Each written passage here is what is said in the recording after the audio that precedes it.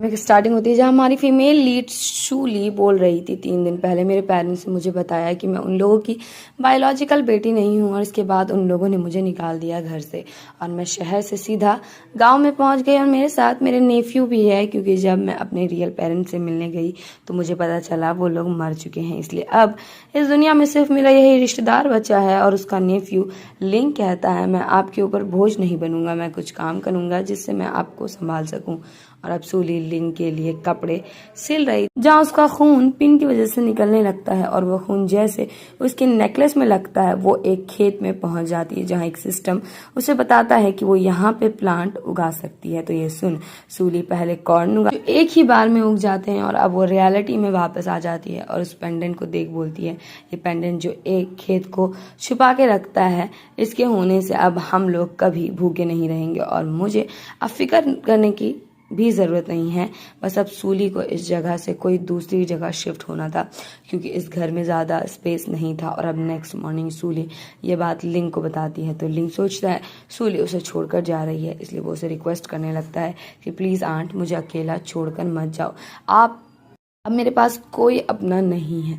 But सूली उसे बताती है वो उसे अपने साथ लेकर जाएगी। और अब सूली सोचती है मेरा एक भाई भी था, जब बचपन में मेरे पेरेंट्स मुझे बहुत गलत बिहेव करते थे तब वो ही था जो मुझे प्रोटेक्ट करता था और शायद मैं उसके पास जा सकती हूँ। और अब सूली अपने मॉम डैड के ग्रेव में आ जाती है लास्ट बार उन लोगों से मिलने के लिए, जहाँ वो बोलती है मैं आपके पोते का ख्याल रखूंगी। हालांकि मैं आप लोगों से कभी मिली ही नहीं हूँ लेकिन हूँ तो आप लोगों की ही बेटी ना, आप लोग फिक्र मत करना। और तभी सूली को ग्रेव के पास एक बॉक्स मिलता है जिसे लेकर वो घर आ जाती है और वो बॉक्स देखकर वो सोचती है जब मुझे ये बॉक्स मिला तब मैं प्रे कर रही थी, हो सकता है ऊपर वाला मेरे में मेहरबान हो गया होगा। और वो जब बॉक्स खोलती है वो हैरान रह जाती है क्योंकि उसमें सोने के बिस्किट्स थे, हीरे के जवाहरात थे और ये बात सोचकर बहुत खुश हो गई थी कि वो अमीर हो चुकी है। और वो उस बॉक्स को उसी सीक्रेट खेत में छुपा देती है जो उसके पेंडेंट के अंदर था। और अब ये लोग गांव छोड़कर शहर आ जाते हैं जहाँ लिंक को सुसु लग गई थी तो सूली एक आदमी को रोककर उसे लिंक को टॉयलेट लेकर जाने को कहती है। तो वो बंदा सोचता है ये लड़की तो उस न्यू आर्मी वाले जैसे बंदे के जैसा दिखती है। और अब रेनी आ जाता है तो सूली उसे थैंक यू बोलने के लिए कुछ तो टॉफी देती है और तभी वहां 2 गुंडे आ जाते हैं जो कि लिंक को पकड़ लेते हैं। और लिंक को बचाने के लिए जब सूली आती है तो वो लोग उसके फेस में चाकू मार देते हैं। बट तभी वहां रेनी आकर उन लोगों को बचाता है और रेनी सूली के चोट में मरहम लगाने लगता है और इस बीच वो दोनों एक दूसरे को देखने लगते हैं।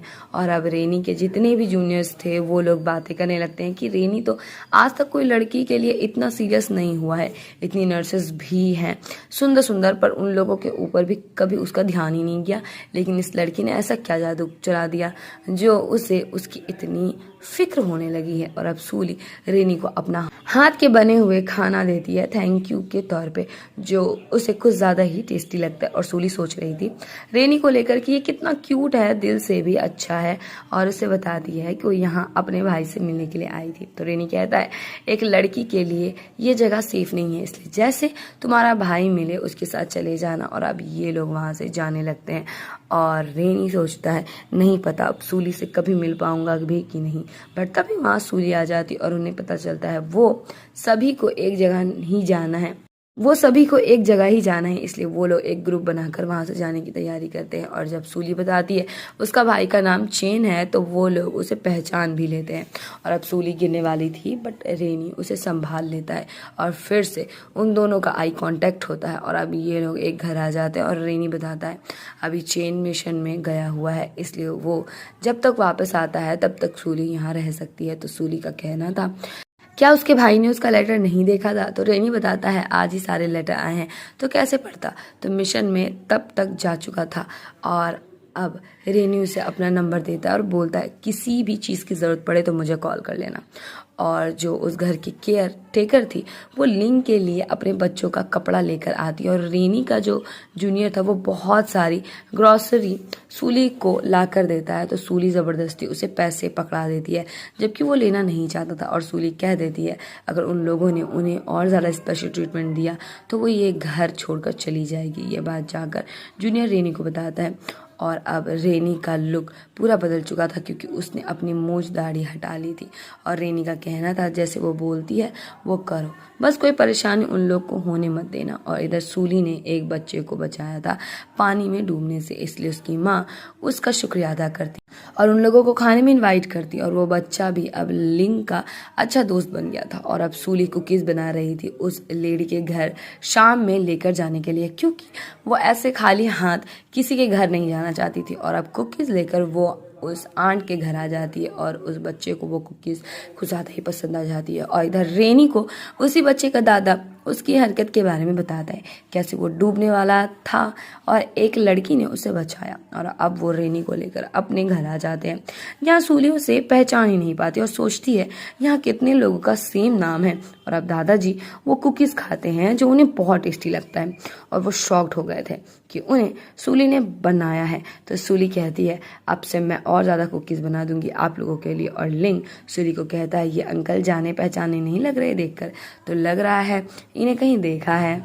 अब सूली सरक जाती है, रेनी फट से उसके पीठ को सहलाने लगता है और ये देख सूली सोच रही थी क्या ये और रेनी सेम ही इंसान है। और दादाजी को ये सब देखकर अजीब लग रहा था, इवन उनके पोते को भी रेनी कब से किसी लड़की की इतनी फिक्र करने लगा। और अब जाकर रेनी कंफर्म कर देता है कि वही रेनी है और जो उसका दाढ़ी मूछ था वो नकली था उन गुंडों को पकड़ने के लिए। तो सूली कहती है कैप्टन रेनी बहुत हैंडसम है, अगर वो ट्रेन में ऐसे आ जाते हैं अपने इस लुक के साथ वो गुंडे इन्हें ही किडनैप करके लेकर चले जाते। और अब रेनी सूली को उसके घर छोड़ने जाता है और उसके इतने एफर्ट्स देखकर केयर टेकर भी हैरान थी, बट वो इन दोनों के लिए खुश थी। और अब नेक्स्ट डे सूली रेनी को कुकीज़ देने आई थी जहाँ वो एक्साइटेड होकर आता है उससे मिलने। तो गार्ड्स बोलने लगते हैं इन दोनों का क्या कोई रिलेशन है जो ये इतना एक्साइटेड हो रहे हैं, बट दूसरे गार्ड का कहना था ऐसा कुछ नहीं है, सब जानते हैं रेनी सब लड़कियों में इंटरेस्टेड नहीं है। और अब सूली रेनी को कुकीज़ सॉस और केक देती है और तुरंत वो देखकर भाग जाती है। और रेनी सोचता है ऐसा क्या बोल दिया मैंने जो ये इतना डर के भाग गई।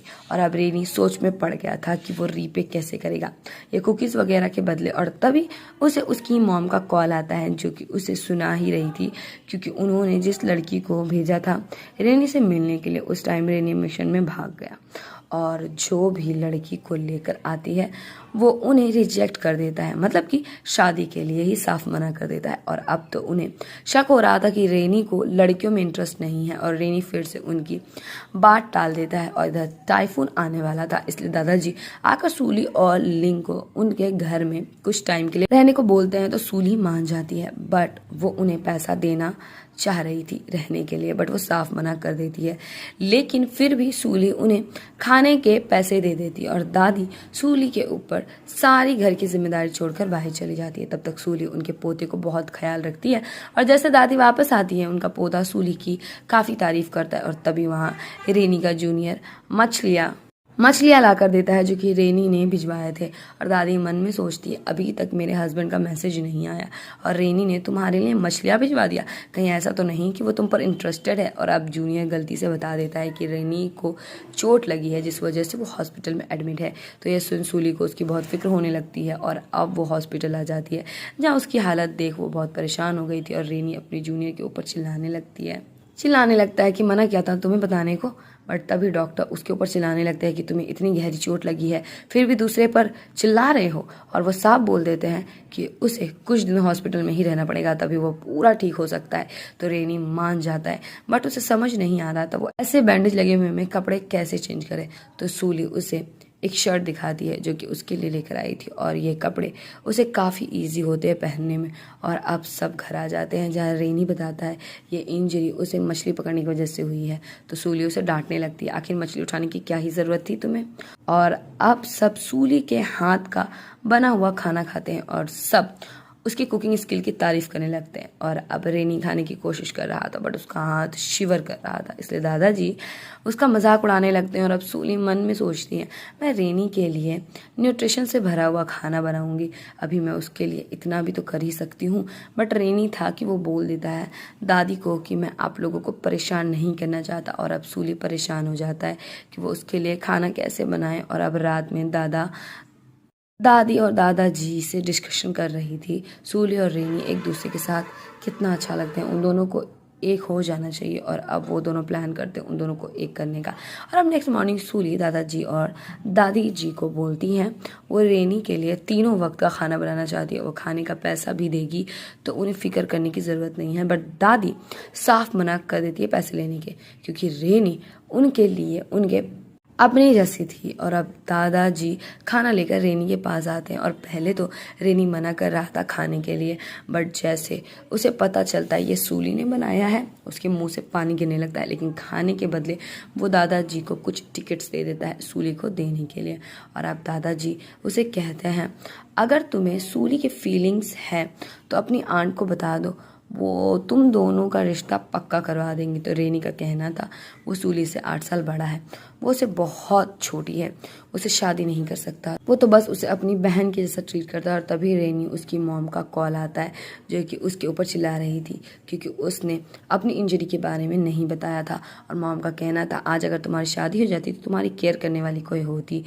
इधर दादी पोता टिफिन लेकर आते हैं जिसमें रेनी ने मनी टिकट्स दिए थे। सूली को लगता है उसने भूल से दे दिया तो उसे वो लौटा देगी। और अब रात दादाजी दादी जी को बताते हैं कि उन्होंने गलत समझ लिया है, रेनी सूली को अपनी बहन जैसा मानता है। बट दादी जी का कहना था ये इम्पॉसिबल है क्योंकि उसके बिहेवियर से ही समझ आता है उसे सूली पसंद है। और अब दादी सूली के पास उसे एक पार्टी में चलने को बोलती है और इधर दादाजी रेनी को भी पार्टी में चलने को बोलते हैं, बट वो मना कर देता है। तो दादाजी ये बोलकर चले जाते हैं कि वहाँ सूली भी जाएगी। तो रेनी सोच में पड़ जाता है कि वो वहाँ क्या करने जा रही है, क्या ही ज़रूरत है। और इधर सूली न्यू ड्रेस पहनती है और बच्चों का कहना था उस पर वो ड्रेस बहुत अच्छी लग रही है। और अब सूली दादी के साथ आ जाती है जहाँ दादी उसे अपने लायक का लड़का ढूंढकर उससे बातचीत करने को बोलती है। और इधर रेनी सोच रहा था जब मैं सोचता हूँ कि सूली किसी और की बीवी बन जाएगी तो मेरा दिल इतना उदास क्यों हो जाता है, मैं उसे पसंद करता हूँ। और अब ये सोचते ही रेनी भागते हुए वहाँ से निकलता है। सो गाइज अगर आपको ड्रामा पसंद आ रहा है तो प्लीज़ वीडियो को लाइक करो, चैनल को सब्सक्राइब कर दो और बेल आइकन को प्रेस करना बिल्कुल ना भूलें, जिससे आपको वीडियोस की सारी नोटिफिकेशन मिलती रहे। और यस, कमेंट करके मुझे बताओ कि वीडियो आपको कैसी लग रही है और कौन सा पार्ट आपको सबसे ज़्यादा मज़ेदार लगा। और वीडियो को ज़्यादा से ज़्यादा शेयर करो और हम एम रखते हैं वीडियोज़ में लाइक की 100 like. So please do a like and share. एक लड़का सूली को डांस के लिए पूछता है बट तभी वहाँ रेनी पहुँच जाता है और सूली को बाहर लेकर चला जाता है। और अब जाकर ये सब अपनी आंखों से देखने के बाद जूनियर को भी रियलाइज़ होता है कि रेनी सूली को पसंद करता है। और अब रेनी सूली को अपनी फीलिंग कन्फेस कर देता है बिल्कुल एक सोल्जर की तरह, जो कि दिखने में काफ़ी फ़नी लग रहा था। तो सूली उसे अपने घर की सारी प्रॉब्लम पहले ही बता देती है, कैसे उसे अडॉप्ट किया गया था, कैसे उसके पेरेंट्स ने उसे निकाल दिया था और जब वो अपने माँ बाप को ढूंढने गई तब तक वो लोग मर चुके थे। और शादी के बाद वो लिंग को अपने साथ रखेगी क्योंकि उसका कोई अपना नहीं है सूली के अलावा। तो रेनी इसके लिए तुरंत मान जाता है, उसे कोई प्रॉब्लम नहीं थी। और फिर अब ये लोग रिलेशनशिप में आ जाते हैं और ये खबर सूली आकर घर में सबको बताती है, जिससे दादी जी और दोनों बच्चे खुश हो जाते हैं। और लिंग तो अभी से ही रेनी को अंकल बोलना चालू कर देता है और सूली तो ब्लश करने लगती है। और अब नेक्स्ट डे रेनी सूली के नाम पर अपनी सारी कमाई, घर ज़मीन सब उसे दे देता है और बोलता है ये सब मैं तुम्हें दे रहा हूँ क्योंकि मैं तुमसे बहुत प्यार करता हूँ, प्लीज़ मुझसे शादी कर लो। तो सूली मान जाती है बट कहती है तुम्हारे पेरेंट्स को मैं पसंद आऊँगी भी कि नहीं। तो रेनी कहता है जो मुझे पसंद है उन्हें भी पसंद आ ही जाएगा और तुम इतनी प्यारी हो ही। अब रेनी अपने डैड को कॉल कर बोलता है मैं शादी करने वाला हूँ, मुझे पहली नज़र का पहला प्यार हो गया है, मैं उसके अलावा किसी और से शादी नहीं करूँगा। और ये सुन तो उसके डैड शॉक रह गए थे, लेकिन वो खुशी से पागल भी हो जाते हैं कि फाइनली उनके बेटे का दिमाग आया। और जब ये बात मॉम को पता चलती है वो भी बहुत खुश हो जाती है और वो उसे शादी में लड़की को बहुत गिफ्ट देने को बोलती है क्योंकि यही तरीका है लड़की की वैल्यू दिखाने का और ये परंपरा सब करते आए हैं। और अब जब सूली दादी को बताती है कि रेनी बहुत सारे पैसे रख रहा है इस शादी में, तो दादी भी शॉक थी और खुश भी कि रेनी सूली की इतनी वैल्यू करता है। और अब सूली और रेनी की रजिस्टर मैरिज मैरिज हो जाती है, जिसके बाद उन दोनों को एक घर दे दिया जाता है आर्मी वालों की तरफ से। और अब वो लोग अपने नए घर में अच्छा खाना बनाकर खा ही रहे थे कि वहाँ सूली का बड़ा भाई आ जाता है, जिसे कुछ समझ नहीं आ रहा था कि सूली ने शादी भी कर ली, उसका इतना बड़ा बच्चा कहाँ से आ गया। तो सूली उसे सब कुछ बताती है, और ये भी कि वो उसकी खून की बहन नहीं है, वो एक मामूली घर की बच्ची थी जिसे अडॉप्ट करा गया था। ये सुन चैन शॉक्ड रह जाता है, बट उसका कहना था वो उसे दिल से अपनी बहन मानता है, इसलिए उसे इस बात से कोई फ़र्क नहीं पड़ता।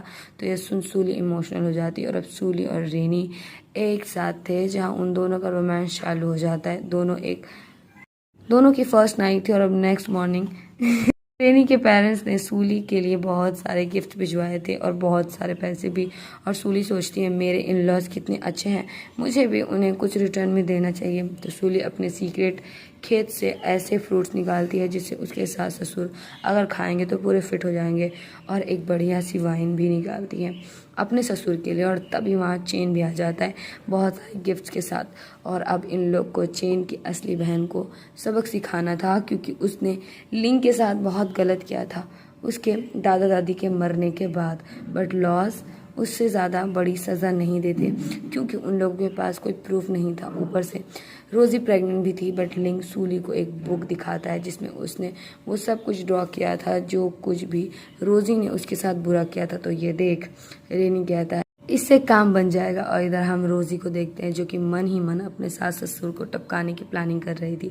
तभी उसकी लड़ाई कुछ पड़ोसी औरतों से हो जाती है, क्योंकि रोज़ी ने उनके बच्चों को बुली किया था। और अब रोज़ी और उसका हस्बैंड रहने के लिए आर्मी वाले डोम में आते हैं, बट उन्हें गार्ड अंदर लेने से मना कर देते हैं। तो रोज़ी उसे भी लड़ने लगती है। तभी वहाँ सूली आ जाती है जो कि उसे सुनाने लगती है। तो रोज़ी उसे थप्पड़ लगाने की कोशिश करती है, बट रेनी उसका हाथ पकड़ लेता है। और अब रोज़ी का हस्बैंड उसे साफ बोल देता है अगर तुम्हारी हरकतें ऐसी ही रही तो तुम्हें डिवोर्स दे दूंगा। और अब सूली को उसका भाई आकर गुड न्यूज़ देता है कि रोज़ी को 20 साल की सज़ा कोर्ट ने सुना दी है, क्योंकि उसने सिर्फ बच्चों को मारा नहीं था बल्कि इससे भी बड़े बड़े क्राइम कर रखे थे। तो ये सुन सूली खुश हो जाती है। और अब कुछ दिन के बाद का सीन दिखाया जाता है ना, सूली की तबीयत कुछ ठीक नहीं लग रही थी। तो रेनी को फिक्र होने लगती, बट सूली उसे बताती वो प्रेग्नेंट है, जिससे सुन वो खुश हो जाते हैं। बट रेनी कुछ ज़्यादा ही खुश हो गया था ये सोच कर कि वो पापा बनने वाला है। और अब रेनी फट से अपनी मॉम को कॉल करके उन्हें बुला लेता है, क्योंकि उसे डर लग रहा था वो सूली का ज़्यादा ख्याल नहीं रख पाया और उसे कुछ हो ना जाए, इसलिए वो और उसके माँ बाप तो और ज़्यादा खुश थे ये जानकर कि वो लोग दादा दादी बनने वाले हैं। और अब रेनी सूली के पैर हाथ दबा रहा था। दोनों इस बात में डिसीजन कर रहे थे कि बेबी किसके जैसा होगा दिखने में। और अब नेक्स्ट डे सूली का बहुत ज़्यादा ख्याल रख रहे थे उसके सास ससुर, जो देख सूली सोचती है ये लोग मुझसे कितना प्यार करते हैं। और इसी क्यूट सी फैमिली मोमेंट के बाद इस ड्रामा की हैप्पी एंडिंग हो जाती है।